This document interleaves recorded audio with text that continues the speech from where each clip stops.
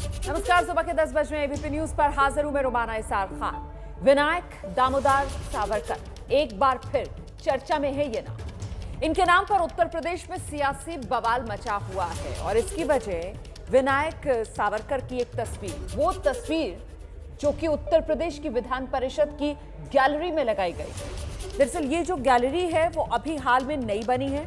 उद्घाटन इसका खुद उत्तर प्रदेश के सीएम योगी आदित्यनाथ ने किया था। विधान परिषद की गैलरी में सावरकर की तस्वीर लगाने पर कांग्रेस और समाजवादी पार्टी दोनों ने आपत्ति जताई है। बीजेपी सावरकर की तस्वीर लगाए जाने को सही बता रही है, लेकिन विपक्षी पार्टियों ने आजादी के आंदोलन में सावरकर की भूमिका पर ही सवाल उठा दिए और इसीलिए विधान परिषद की गैलरी में उनकी तस्वीर पर ऐतराज जताया है। इस पूरे विवाद पर एक डिटेल्ड रिपोर्ट देखिए पहले।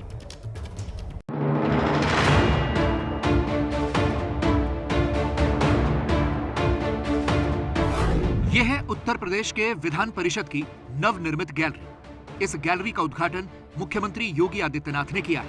उद्घाटन के बाद ही इस गैलरी को लेकर यूपी में सियासत गर्मा गई है। विवाद की वजह बताएं, उससे पहले इस गैलरी को जरा देख लीजिए।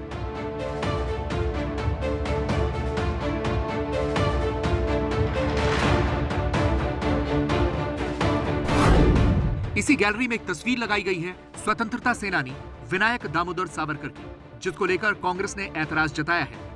कांग्रेस के एमएलसी दीपक सिंह सावरकर की तस्वीर को हटाने की मांग कर रहे हैं। दीपक सिंह ने इसको लेकर विधान परिषद के सभापति को चिट्ठी लिखी है।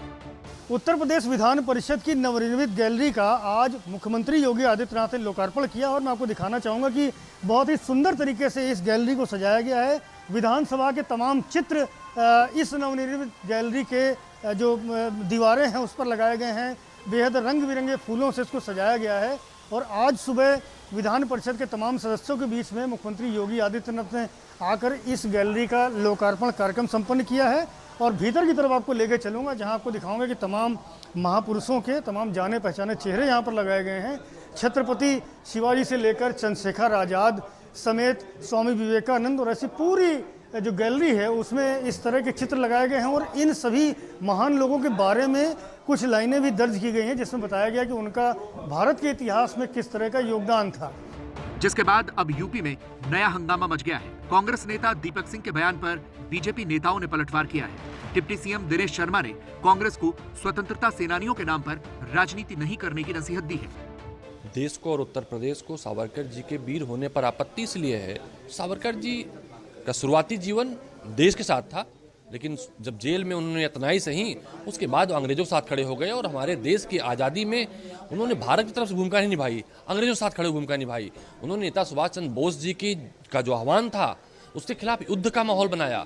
अंग्रेजों भारत छोड़ो का खिलाफत की, उन्होंने पूर्ण स्वराज के खिलाफ बयानबाजी दी, दो राष्ट्र की बात करने वाले जिन्ना के साथ खड़े होकर बयान दिया, तो देश उन्हें वीर नहीं मानता। तो वहीं बीजेपी के एमएलसी विजय बहादुर का कहना है कि जिस समिति ने गैलरी के पुनरुद्धार का काम फाइनल किया है उसमें खुद कांग्रेस एमएलसी दीपक सिंह शामिल थे, तो दीपक सिंह ने तब चित्र को लेकर आपत्ति क्यों नहीं जताई। मैं समझता हूं कि वीर सावरकर ऐसा क्रांतिकारी भारत में हो, ये भारत के लिए गर्व की बात है। कितने सालों तक का दो भाई, सगे भाई जेल में बंद रहे हों और एक दूसरे को पता नहीं रहा हो 10 सालों तक कि हम दोनों यहाँ पर बंद हैं। डबल आजाद कारावास की सज़ा एक साथ जो भुगता हो देश की आज़ादी के लिए, उस व्यक्ति के बारे में कहना मैं समझता हूँ कि ये अनावश्यक है और ऐसे बयानबाजी से लोगों को बचना चाहिए। इस प्रकार की राजनीति ठीक नहीं है। कुल मिलाकर बात यह है कि कांग्रेस पार्टी ने सावरकर के स्वतंत्रता संग्राम सेनानी होने पर सवाल खड़ा करते हुए उनके चित्र को गैलरी से हटाने की मांग की है, जबकि बीजेपी उनके चित्र को गैलरी में लगाना गौरवपूर्ण बता रही है। यह निर्णय सभापति का है और दीपक सिंह जी उसी सदन के सदस्य हैं और जहां तक मेरी जानकारी है जो समिति बनी थी उस समिति के भी वो सदस्य हैं।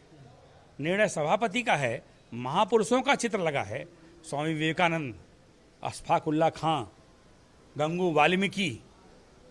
आप पूरी वीथिका को देखेंगे तो स्वतंत्रता आंदोलन से जुड़े लोगों का विषय है और अगर ये विषय है तो निर्णय सभापति का है। सभापति के निर्णय पर वो सवाल उठा रहे हैं।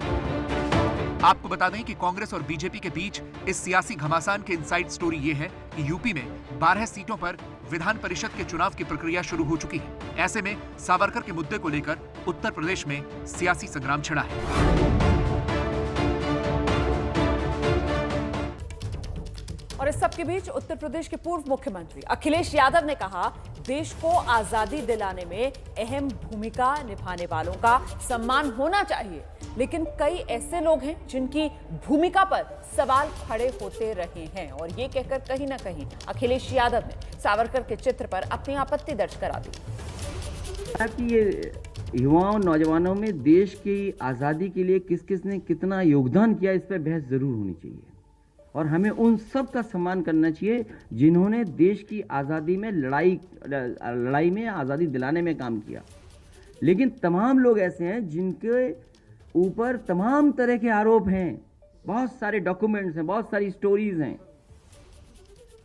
बहुत सारे तर्क हैं, बहुत सारी चीजें जो सवाल खड़ा करती है।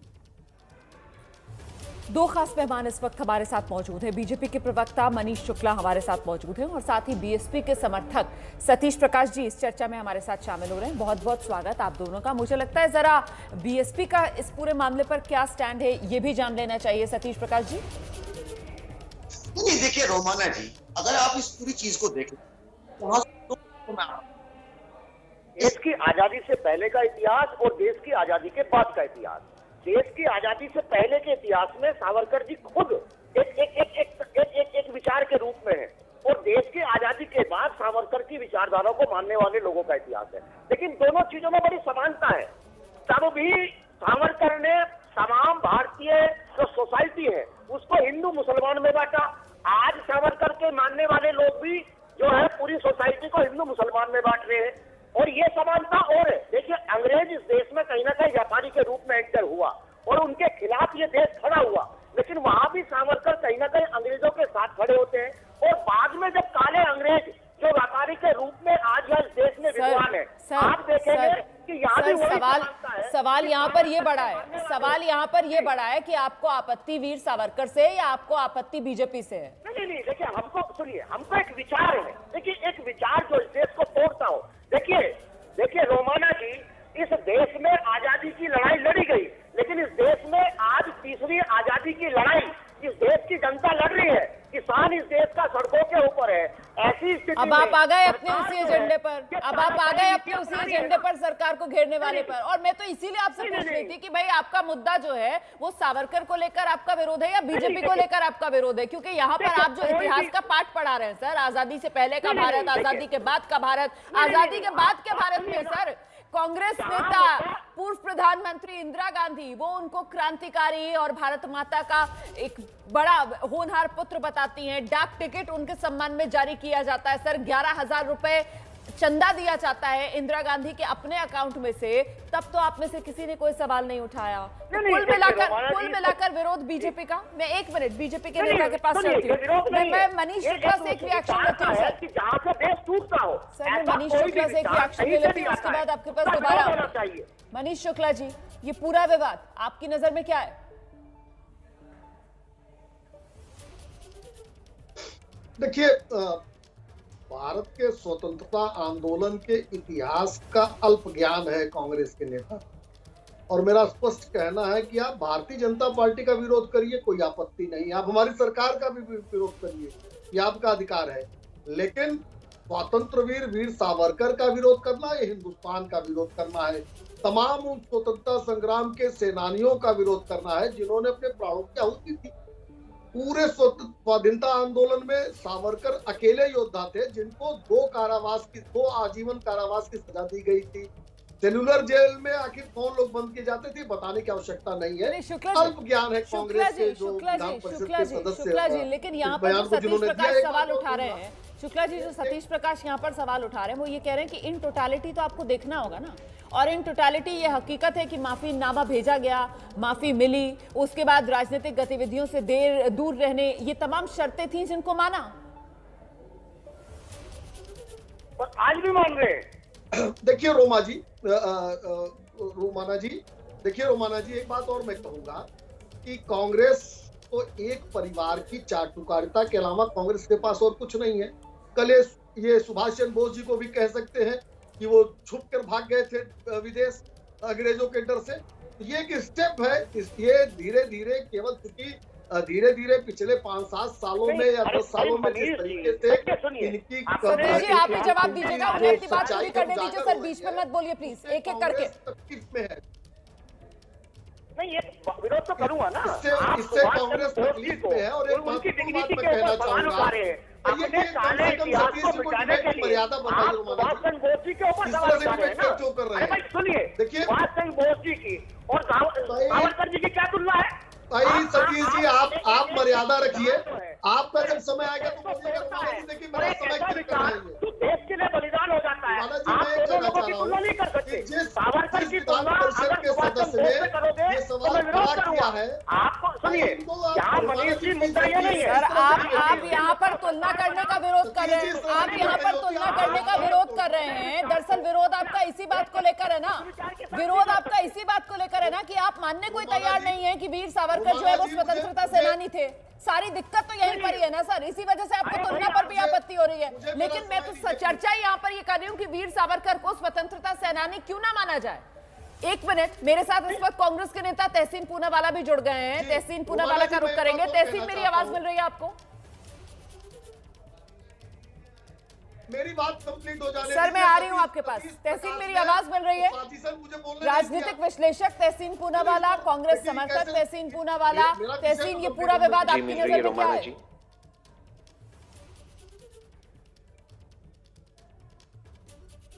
मिल रही है, बहुत मिल रही है, बहुत साफ मिल रही है।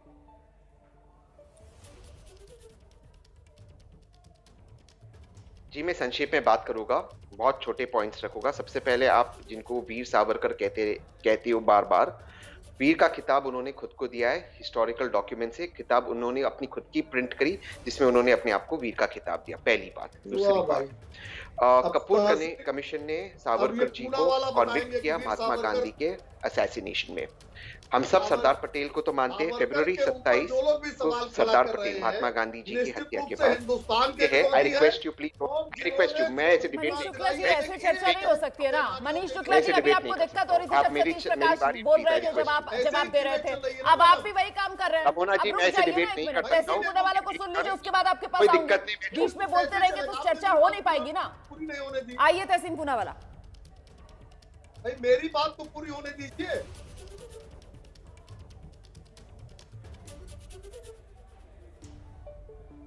पूनावाला जी सर्टिफिकेट देंगे अगर सावरकर जी के ऊपर। सर ऑडियो डिले है, समझिए इस बात को, इस वजह से वो देर से बोल रहे हैं। 27 फरवरी आपको को इंतजार सरदार करना वल्लभ भाई होगा। सुन पटेल लीजिए पत्र जरा लिखते जवाब हैं। उनका। वो अटॉर्नी जनरल को पत्र लिखते हैं और नेहरू जी को पत्र लिखते हैं।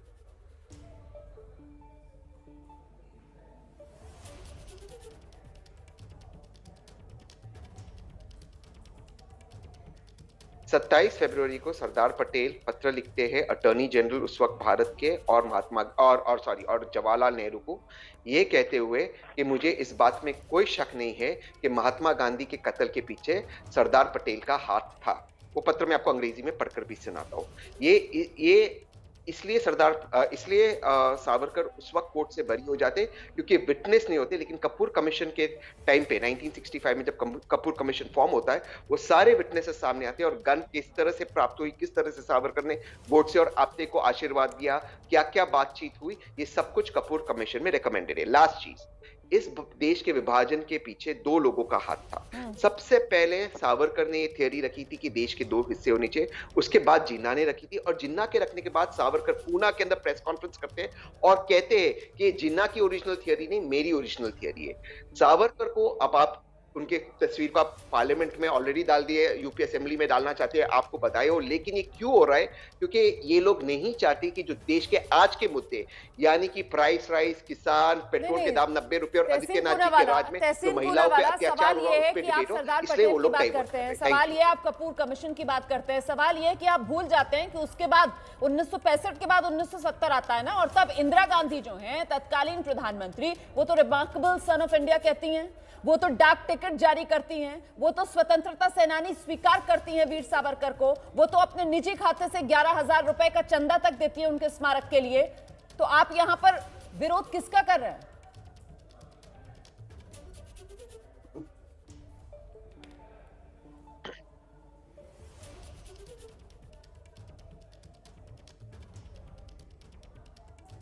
मैं उसका जवाब संक्षेप में दे दूंगा।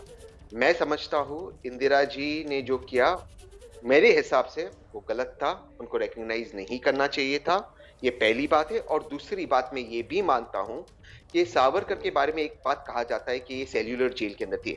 मैं बीजेपी के जो प्रवक्ता उनसे बड़े विनम्रता से पूछ सकता हूँ, सेल्यूलर जेल में 101 लोग फांसी पर चढ़े। इंदिरा गांधी आप ने जानते जो थे कहा कि सावरकर किया जी वो की तरह गलत उनको किया, भी तो फिर आप ऑप्शन दिया था, 104 लोगों को ऑप्शन दिया कि था। कांग्रेस आप पार्टी के बड़े माफीनामा नेता लिखिए, आए और फांसी माफी पर मांगे वो कि 101 गलत शाहिद इतिहास खान जो है वो देश के सामने अफजल कांग्रेस खान के राज है, में रखा गया।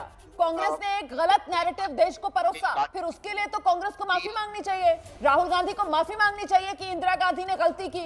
बापू का हत्यारा जिसको आप करार देने पर यहाँ पर तुले हुए हैं, उसका सम्मान इंदिरा गांधी क्यों कर रही थी? ठीक है, मैं अपनी बात ठीक है मैं ठीक ठीक ठीक मैं अपनी बात समाप्त कर लेता हूँ। ये अजीब न्यू इंडिया है कि हर चीज के लिए राहुल गांधी को माफी मांगनी चाहिए और नरेंद्र मोदी से सवाल नहीं पूछते। मैं अपनी बात समाप्त कर देता हूँ। सेल्यूलर जेल के अंदर 104 लोगों को ये ऑप्शन दिया गया था कि वो माफीनामा मांगे, लेकिन उसमें से कोई सवाल नहीं सिर्फ एक उठाता था, व्यक्ति तब ने तो किसी वो तरीके का ऑप्शन दिया, सवाल उसका नहीं नाम था। था लेकिन अगर सावरकर। आज बीजेपी के 101 राज में लोगों को वीर फांसी की सावरकर का सजा मिली। सम्मान हो मैं रहा है, बीजेपी तो के आप प्रवक्ता लोग को सब पूछता सवाल हूं, वो उठा तो रहे हैं। या तो फिर ये स्वीकार कीजिए कि ये वीर सावरकर पर सवाल नहीं है, ये सिर्फ बीजेपी पर सवाल है कि कांग्रेस वो चाहे तो सम्मान कर ले, लेकिन बीजेपी अगर सम्मान करेगी तो हम ये बर्दाश्त नहीं करेंगे। मतलब जिसे कांग्रेस पार्टी चाहे वही इस देश में स्वतंत्रता सेनानी माना जाएगा। आप लोग जो चाहें वही इतिहास सच होगा। ये तो एक लकीर खींचनी पड़ेगी ना तहसीन पूनावाला। मानता हूं कि कांग्रेस ऐसा तो नहीं हो सकता, डिबेट ऐसे तो नहीं हो सकता। ऑडियो में दिक्कत आ रही है, कुछ दिक्कत आ रही है। इसे क्या कहा जाएगा? अगर राजनीतिक नजरिया जो है वो देश का नायक तय करने लगे तो ये तो सर देश का दुर्भाग्य ही है। नहीं, देखिए सरकारों का काम नायक तय करना नहीं है, नायक आम जनता तय करती है। अगर जनता चाहेगी सावरकर जी की विचारधारा से अगर सहमत है तो उनको हीरो बना दे। सरकार का काम थोड़ा ही है, या सरकार नायक थोड़ी तय करेगी, इस देश की जनता तय करेगी। सर नायकों का सम्मान करना तो सरकार का काम है ना सर। मैं बार बार इस बात को दोहरा रही हूँ कि जब कांग्रेस की सरकार, इंदिरा गांधी जब सत्ता में, अगर वो वीर सावरकर को वीर माने, वो अगर उनको महान स्वतंत्रता सेनानी माने, वो उनके नाम पर डाक टिकट जारी करें, वो उनके स्मारक के लिए अपने निजी अकाउंट से चंदा दें, तब तो सर किसी को दिक्कत नहीं हो रही है। लेकिन क्योंकि अब यहाँ पर सत्ता में दूसरी राजनीतिक पार्टी है, अलग विचारधारा वाली पार्टी है, तो वही वीर सावरकर है, तो सबको सर तकलीफ हो रही है। सवाल तो बनता है ना। सुनिए देखिए रोमाना जी, कुछ चीजों को आपको जानना पड़ेगा। देखिए कांग्रेस और बीजेपी एक ही थैली के चट्टे बट्टे हैं। मान लो तमाम आरएसएस और तमाम बीजेपी के लीडर्स का उद्गम स्थान कहीं ना कहीं कांग्रेस ही है। और देश की आजादी से पहले अगर मुस्लिम को मुस्लिम लीग ने रिप्रेजेंट किया और इसी कांग्रेस ने हिंदुओं को रिप्रेजेंट किया। और दूसरी बात, देश आजाद हो गया। ठीक है तो अब चलने दीजिए मुझे शुक्ला जी के पास। मैं मनीष शुक्ला जी के पास जाती हूँ। मनीष शुक्ला जी, कुल मिलाकर सतीश प्रकाश जी कह रहे हैं कि साहब कांग्रेस पार्टी को आप छोड़ दो, उनका विरोध नहीं है, क्योंकि ये तो जी आपस में मिले हुए हैं, बीजेपी कांग्रेस सब एक ही थाली के चट्टे बट्टे। लेकिन जो सवाल यहाँ पर सतीश प्रकाश उठा रहे हैं वो कह रहे हैं वो वाजिब है, सम्मान होना ही नहीं चाहिए था। जो पहले हुआ वो भी गलत, जो अब हो रहा है वो भी गलत। मनीष शुक्ला जी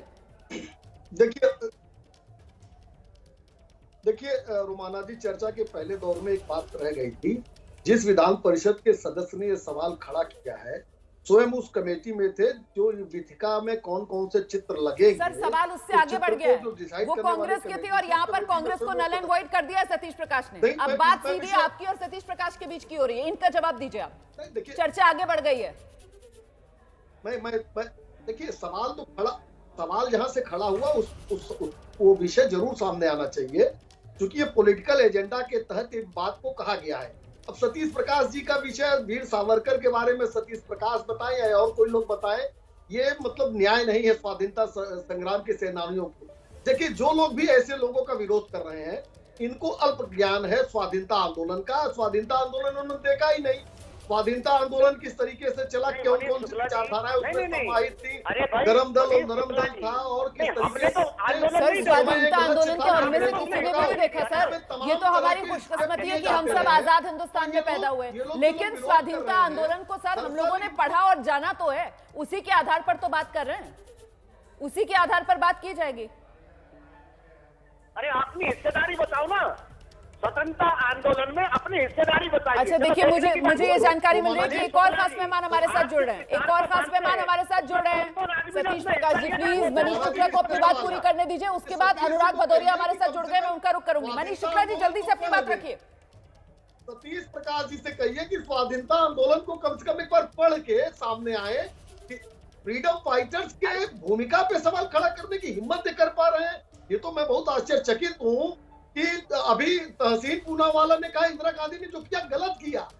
इससे बड़ा आश्चर्य का विषय तो आज ये ब्रेकिंग न्यूज है कि इनके पारिवारिक सदस्य, राहुल गांधी के पारिवारिक सदस्य ने आज इंदिरा गांधी को ही गलत बता दिया। सर, तो मैंने तो कहा कि उनको माफी मंगवा लेनी चाहिए राहुल गांधी से, जब वो कह रहे हैं कि इंदिरा गांधी ने जो किया गलत किया। आपने सुना ही चर्चा किस तरीके से आगे बढ़ी है। अब मुझे लगता है अनुराग भदौरिया के पास हमें चलना चाहिए। अनुराग भदौरिया, ये पूरा विवाद जो हो रहा है उत्तर प्रदेश में सावरकर के नाम पर, ये क्या है? ये विचारधारा की लड़ाई है या फिर ये कोरी राजनीतिक रस्साकशी?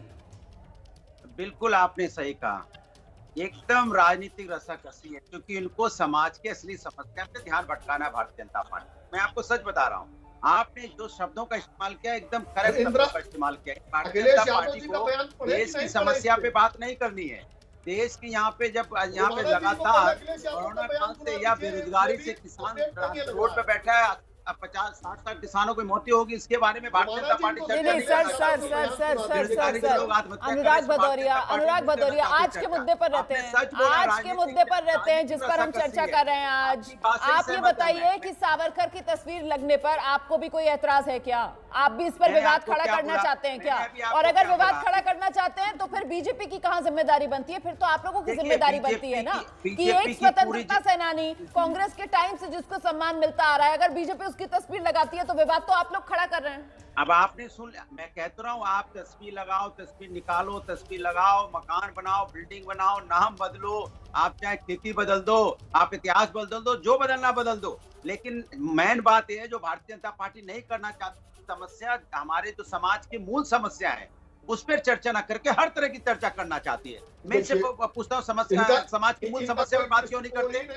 क्या इस देश के अंदर समय मेरे पास इतना ही है। बहुत बहुत धन्यवाद आप सभी का इस चर्चा में मेरे साथ जुड़ने के लिए। तो कुल मिलाकर आपने देखा सावरकर का सवाल, उत्तर प्रदेश में ये बवाल। अब आप तय कर लीजिए खुद कि ये पूरा का पूरा बवाल जो है वो विचारधारा की वजह से या फिर ये कोरी राजनीतिक रस्साकशी है।